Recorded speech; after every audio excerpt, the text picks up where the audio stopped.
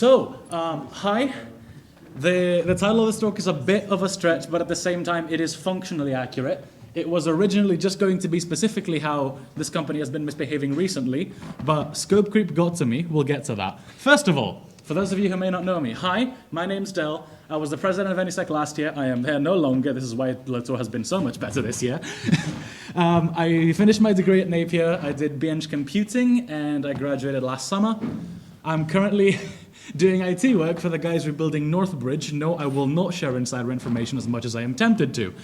I've been mostly taking up projects by order of stupidity. If I think that something has potential for me to consider funny with my incredibly warped sense of humor, I will do it. A recent example was trying to see if I could get a small, large language model to run in a Pi 02, not a Pi 01.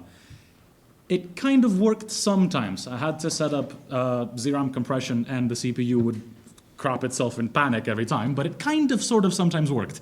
Anyway, as much as the slide says that I'm currently upset with all three major silicon manufacturers, today's about Nvidia because they're the ones that they have had the most things to talk about recently. Now, as I was saying, this was just going to be like a quick thing that I would have to extend to 30 minutes, but then it ended up being a 45-minute thing, but then I got assigned a 30-minute slot and I had to like condense it and I trimmed as much as I could, but there's still a lot to go through, so I'm gonna try to be relatively quick. We'll be reviewing the last effectively 10 years of Nvidia's existence as a company in a very quick and dirty way, just like the most important sections of each bit, and using all of it as context to frame and explain to an extent the current state of the company's outlook towards us, towards you and me, towards consumers. I have no interest in its current state towards data center customers for the same reasons that they have no interest in me. So I'm just going to get started with some basics in case I say something that doesn't make sense, which happens a lot. Stop me, raise your hand, heckle me, whatever, that's fine. Every time I say year in review, it means the year leading up to the January of that year. So the 2016 year in review is actually January 2015 to 2016. For 2025, the annual report is not out yet. It should be in the next couple of weeks, but funny timing is funny timing. All of their financials are out, so the only thing we don't have for this latest year in review is how they're going to brag about how cool they are at the start of the report, which is not that helpful. Whenever I make comparisons in the processing core count between two GPUs, it will always be within the same generation and architecture, because that's the only way it's a valid comparison. And once again, if I say something dumb or weird or nonsensical, stop me, I will explain. Starting with 2016, they were a relatively chill gaming company in terms of their presence. This review was, again, right after they launched the GTX 10 series, but not the 1080 Ti. That came out later. We will see why that's important. They were all about, oh, we're really good at VR, and we're really good at 4K, and some people do AI on our things. But when we say AI in this context, it's like the older models before the era of the transformer model. So things like deep learning or like Q-learning or small reinforcement learning things. I've seen videos of people like saying, oh, I taught an AI to play Trackmania, that sort of thing. They made up a cool little $5 billion in revenue, of which the majority of was their GeForce line, and the profits were around $600 million USD. These are just informational, and you'll see those numbers change as time goes on, and it will start to paint a not so pretty picture. As I was saying, the marketing itself was not wild. It was just, oh, we made this cool thing that does these cool things, and we made this like convenience app for you. And some things that are technically true of like, oh, unbeatable in this single thing we cherry-picked. Okay, cool, thanks guys. Moving to what was actually worthy looking at that point in time, the 980 Ti was the first GPU to support DirectX 12_1. It was released a little later than the rest of the 900 series. The deal with that is mostly a couple of optimizations that it had that other cards in that generation did not. The 960 was the value leader at the time and has survived way too well and refuses to die. I know multiple programmers who still own one and run it, but not to play games on. The 970 had a bit of a minor controversy because half a gigabyte of its memory was painfully slow, so anything that used over 3.5 gigs would just trip over and never get up again. Moving on to 2017, again, I'm kind of speedrunning this because this is all context. Sorry, I'm a bit in the speedrunning thing again, so I got my numbers wrong earlier. This is the report up to the 1080. They started talking about self-driving cars at this point, but again, it just became a bit of a bragging point than anything else. And this is the start of a tagline of 200 million gamers play on GeForce. You're going to get sick and tired of hearing it. Revenue climbed a little bit, primarily because of GeForce going up because of the 10 series being that good. The actual things that you cared about, besides the marketing and the boring hashtags, because all of the cool kids have hashtags in 2017, and about how we're so advanced and we're 3 times faster in, again, very specific, very cherry-picked benchmarks that run faster specifically because of new optimizations we have, it wasn't too egregious. 3 things to care about at this point. 1050 Ti, really cut down, but more cheap than it was cut down, so a lot of people got one. 1060, another card that refused to die. It stayed the most popular GPU in Steam's hardware survey for nearly 6 goddamn years after it got dethroned by the 1650, which was immensely slower. And that made me sad for a while. 1063 gig, which was the start of a less than ideal behavior from Nvidia of, we're going to name these 2 things the same, but one of them is going to be cut down in ways that aren't immediately obvious. They do this in laptops all the time nowadays, not so much in desktops anymore. Laptop equivalent GPUs used to have an M at the end that told you it's a mobile version. They don't anymore. Continuing on, for the review for this year, they were just talking about the same stuff as usual, but also celebrating how the company is turning 25 years old. They're still talking about their 200 million gamers and claiming that they're like the essential tool for the geniuses of this era. Nothing, again, too insulting. Revenue continues going up, but GeForce revenue is going to start trending downwards in terms of how much of the company's income it is. It will never reach that 58% mark again. Tegra is mentioned here for the first time because before this it was around $500 million or less. This was the point in time where a small indie project known as the Nintendo Switch launched, running Tegra inside of it, and it remains probably the biggest chunk of Tegra as far as I'm aware. As I was saying, for 2018, marketing is reasonable, except the 1080 Ti exists, and holy crap, the 1080 Ti was good. It is still relevant today. And it's why I featured it as the first thing here. It was a mistake that Nvidia will never make again. It launched at $100 above the previous top tier card, the 1080, but they also dropped that card's price by $100 to follow up.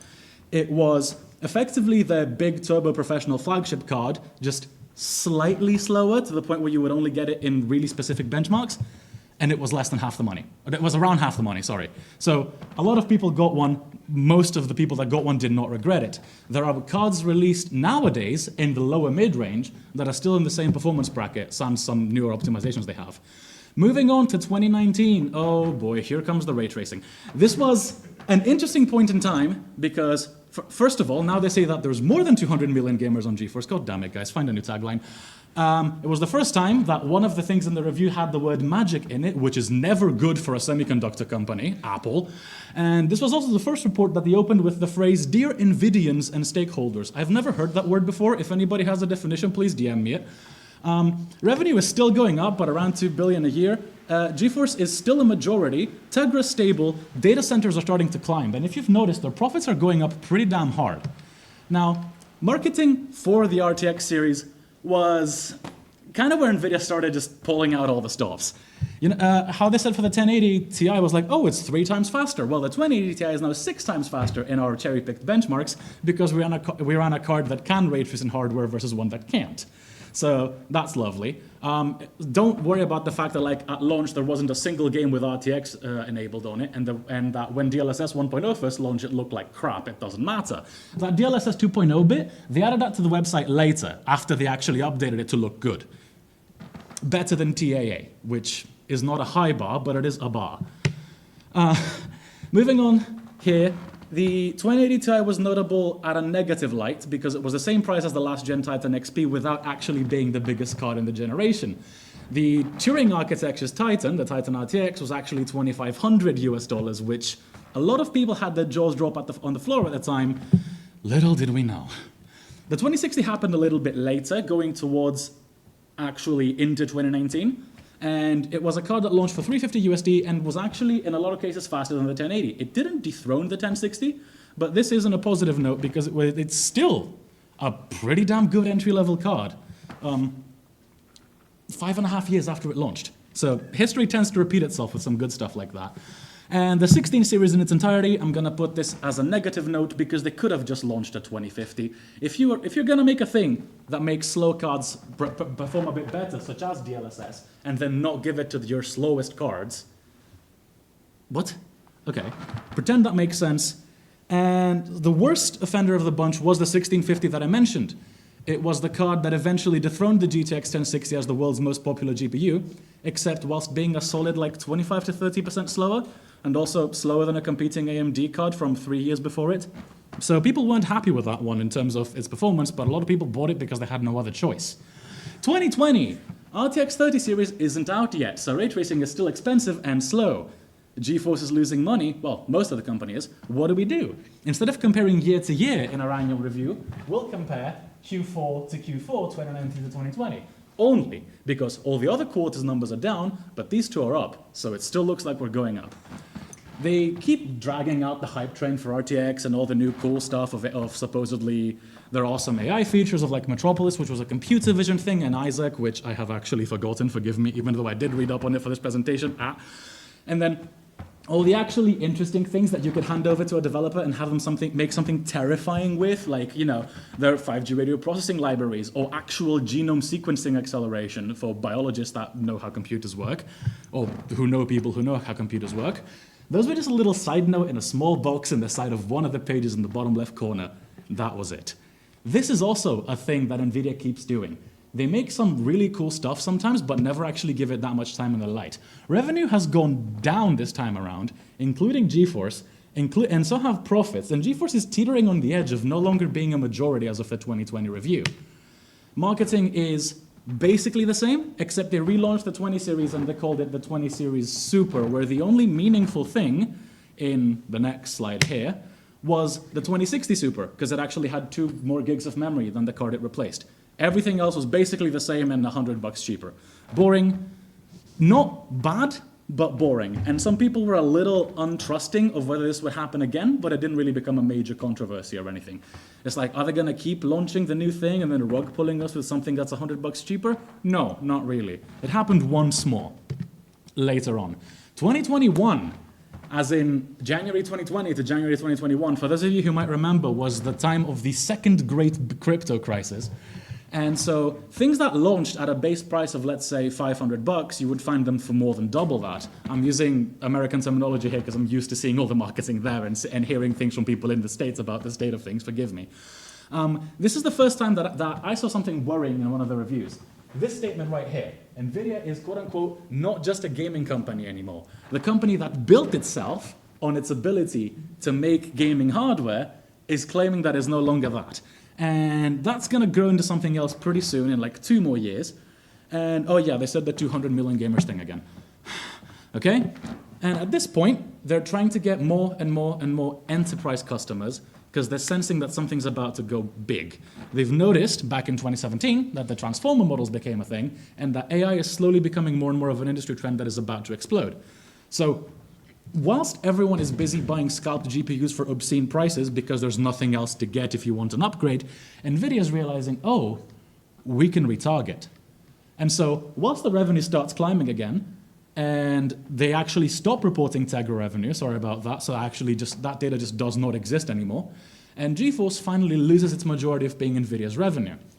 RTX 30 series marketing is actually not egregious because the cards are really good, relative to last generation at least. They still do the cheeky thing where like they take something that doesn't support some new features and compare it against things that do and pretend that it's an apples to apples comparison when it's not. But so they kind of blend the ideas of feature showcase and benchmark, which is a little dishonest, but it gets the points across to most people. Things that we actually cared about at the time. RTX 3080, if you could find it at its base price, absolutely phenomenal card. Not quite to the scale of the 1080 Ti, but still absolutely excellent and at pretty much the same price. Again, the big asterisk here is that none of those were available at base price, but for the handful of people that did find them, they got incredible deals. 3070 matches the last generation's flagship at less than half the money, amazing. 3060, the fourth time that they've made a 1080 Ti, there's been a couple more since. Like cards in that performance bracket, except this time it is again less than half the money, so understandable. The weird thing about the 3060 was it had a 192-bit bus, which meant that its VRAM could only be increments of 6 gigabytes.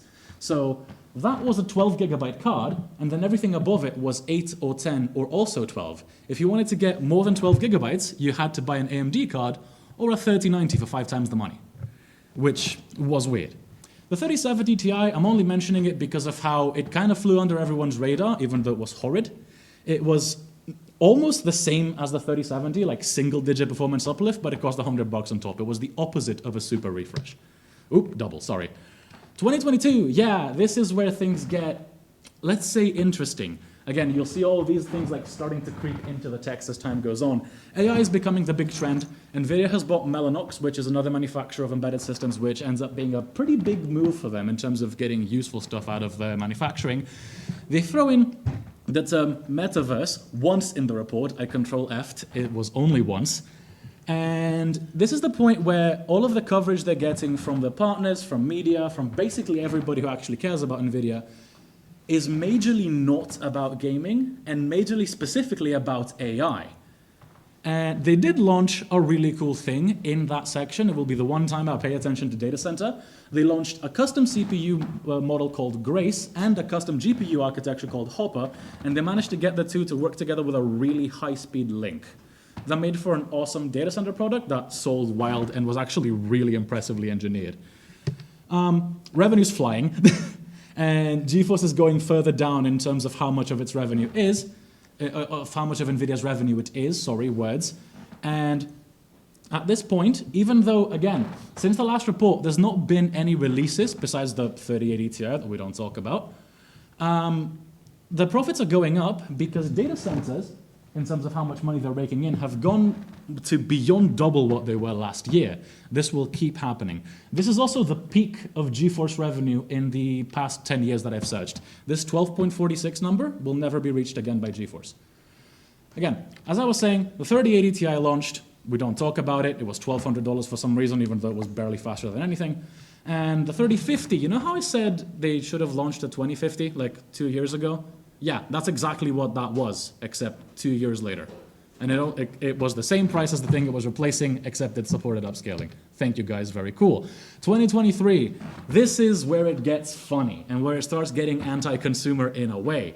Because the big thing now is AI. ChatGPT happened a few months before this report, and everybody all of a sudden wants a lot of GPUs to train their little virtual idiot that gets things wrong with.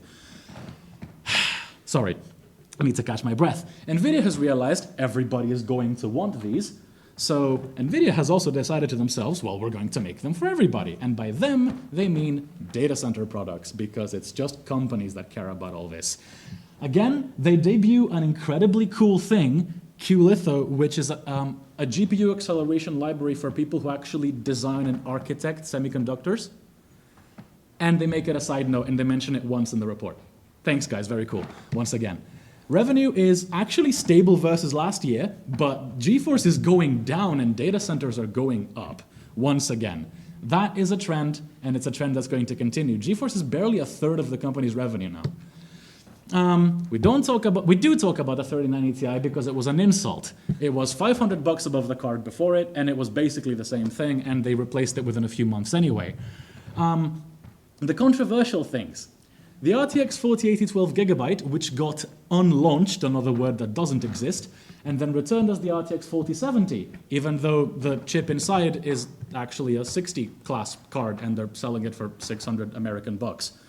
And it's also a 192-bit card like the previous 60 class cards, so it's a 60 class card in everything but name and price. 4080, same idea. It's a 70 class card in everything but name and price, and also $1,200 for some reason. Had those things been manufactured to the same sizes that previous cards were, this would have been a revolutionary generation of cards. It would have easily been another 1080 Ti situation, if not bigger. And the competition would have been left scrambling to catch up in any way. But they just didn't, because they didn't have to. Because everybody on the enterprise side was buying up everything they made anyway. And then the embarrassment of the 4060. It was vaguely faster than the 3060. That was it. Marketing is abysmal because now they don't have to even actually get the cards to render in real time anymore. What do I mean by this? They debut a feature called frame generation, where for every frame your card actually renders, it guesses at the ones in between with an optical model and spits them out onto your screen. This makes no difference in how fast your actual game is running or your application. In fact, it usually makes it slower because it holds back the render queue by 1 frame. What this means is your actual frame time is the same or lower at best, and your latency is worse, but it somehow counts as more performance according to NVIDIA. With this, and with upscaling from DLSS set to specifically performance mode, which is in half resolution, this is an actual quote from an Nvidia video on YouTube stating they use neural rendering, also known as get an AI to guess at, 7 out of every 8 pixels on screen. Lovely. I love the future. This is also the first time where they start changing, instead of saying the word rasterization or traditional rendering, they start calling it brute force rendering. This is a subtle thing, but it is a thing that has stayed to this day. None of this was even necessary, though. That's the worst part, because the actual top-end graphics card in this line, the 4090, was a monster. Versus last generation, it had an over 50% improvement, which meant that it could actually justify its price tag for once. And even though everything else was barely faster than the things it was replacing, this guy at the top had 2 generations worth of boost, where nothing else did, because again, they cut it down.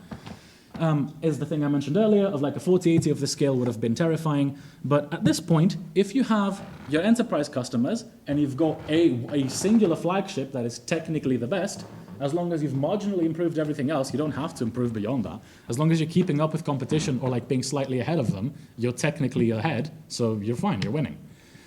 2024, the last year that we have a full review for. AI is still the big thing, but there's a lot of general praise this time around.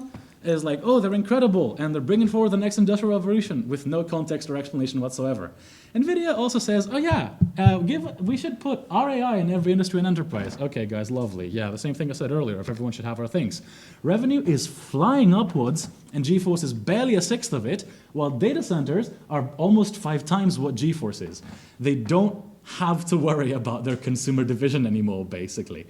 And this is going to keep going down, but marketing for now is about the same. There was another super refresh. Again, the cards were basically the same as the ones they were replacing, except the topmost one was $200 cheaper. Okay, sweet, that's something. It makes it slightly less insulting. That brings us to today. Like I said, we don't have a full year's review, but we do have all the financial data, which I will not give you now. I will give you at the end because A, it's a nice swap, and B, it's a punchline. You'll get it as a graph over time, which you'll see a dotted line, and that dotted line is what percentage of the company's profits GeForce is. Sorry, revenue. But to actually put that into context, I don't have the stereotypical circus music, but the GeForce RTX 50 launch in all its glory, also known as everything that went catastrophically wrong with it. There isn't a GeForce RTX 50 launch. You couldn't really buy their cards anywhere for the first few months. They're available in the UK, for now, at this point, but across the entire US, for those of you who've heard of Micro Center, for those of you who haven't, it is one of the leading hardware, like computer hardware shops in the States. All of the Micro Center locations in the States in total got under 250 5090s. So like 3 to 4 per store. The same stores that had queues of like tens, if not hundreds of people outside of them to buy cards. Yeah, that went wonderfully. 5080s were about 10 times that, but also they disappeared instantly.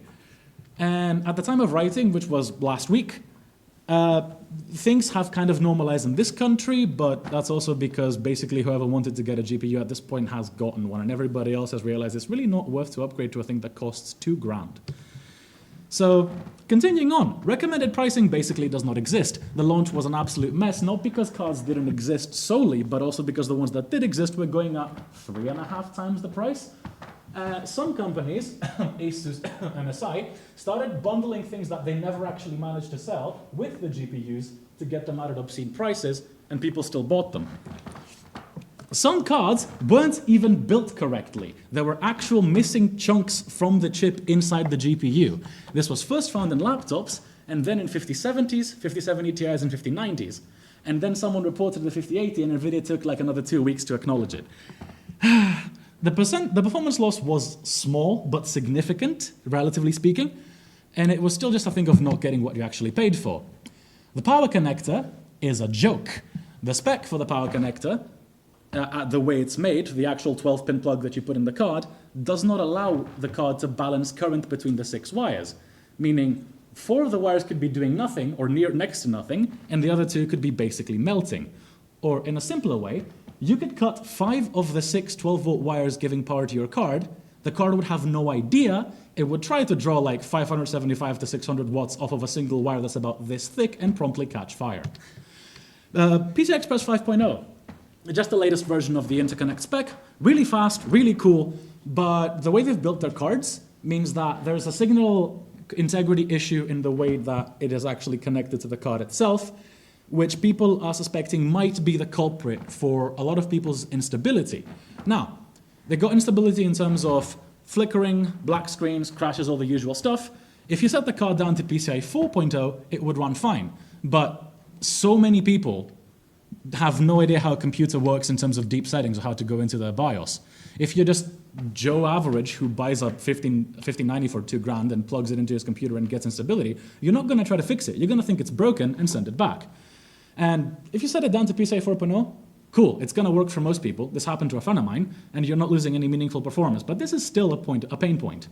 Driver installation, because we didn't have enough problems yet. A very small amount of cards straight up just died when people installed the official Nvidia driver. Again, Nvidia said that this was around 0.5% of the cards, but that's 0.5% too many. Some of them were again recovered after switching back to PCI 4.0, others were not. Even if you got your driver installed, you'd still have issues with it. You'd had instability, black screens specifically over DisplayPort, not over HDMI, messed up colors, messed up temperatures, flickering, artifacts, all sorts of things. And people at this point were saying, you know, every time a driver launch happens, it will eventually get a hotfix. This seemed to be an RTX 50 thing mostly. There was some issues with RTX 40 cards occasionally, but it's mostly RTX 50. Do you guys remember PhysX? No? Yeah, me neither. It was a really cool technology that allowed some of a game's physics simulation to run on the GPU and made it significantly faster. 32-bit PhysX no longer exists on RTX 50 cards. So if you want to play some older games, like Mirror's Edge, Borderlands 2, Assassin's Creed 4 Black Flag, yeah, good luck, it's going to run better on a 900 series card. If you don't care about them, sick, you don't have to worry. And my personal favorite, actual straight-up lies. So the first thing is an actual quote from the CEO of Nvidia himself at the stage launching the 5070, claiming that it would offer performance as much as the next generation's flagship at $550. The difference being multi-frame generation. So instead of one fake frame, now you have three, meaning it's effectively half of the previous flagship at just under half the money. So hey.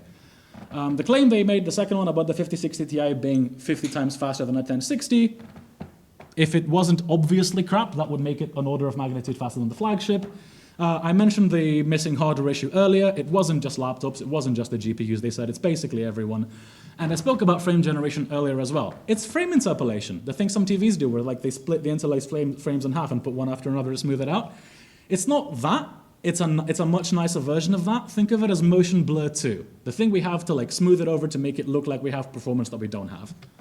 And this is the reason why everything has happened. You know how I said at the end, you get the graph of like how much of Nvidia's revenue GeForce is? Yeah, just under 9% as of the latest generation. They don't have to care anymore. I'm willing to bet that the GeForce driver team right now is 5 guys and an angry Fiat 500. Any questions? I know I've just dumped a crap ton of information on you, so I have clarifications. Yes? What GPU do you have in your computer? I have a 2060 Super that I did not pay for. Fair enough. I'm going AMD as soon as I can. Could you imagine spending £2,000 on a 5080 and just it feels just instantly dies as soon as you I mean, there are people where it's an insignificant amount of money for them. still. It's obscene numbers for someone like me, but yes, I'm listening. You know, you said that certain cards, the 1080 or the 1060 is super popular. Yes. Do you think that was on purpose, or do you think they just got lucky? I don't think it was luck. I think that it was them manufacturing a card that they priced really aggressively. So the 1080 Ti was almost the same as their flagship, which cost $1,200 at the time, the Titan XP, except they priced it for like $699, $700. So it was a very aggressively priced card, which at the time was also an incredibly high performance piece.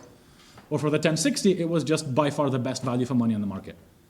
And it was at a performance point that stayed relevant for really, really long. 1080p, high settings. Any other questions or concerns? Anything I said too quickly? Anything that didn't make sense? Lovely. Well, I'm going to leave that on the screen because I don't enjoy being happy. Thank you very much for listening to me today. Have a wonderful rest of your little.